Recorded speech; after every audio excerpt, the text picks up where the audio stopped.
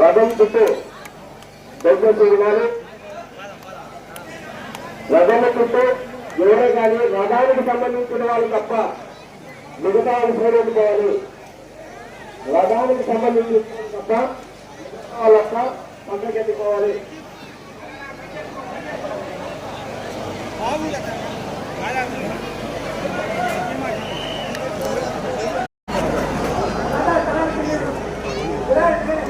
పక్కన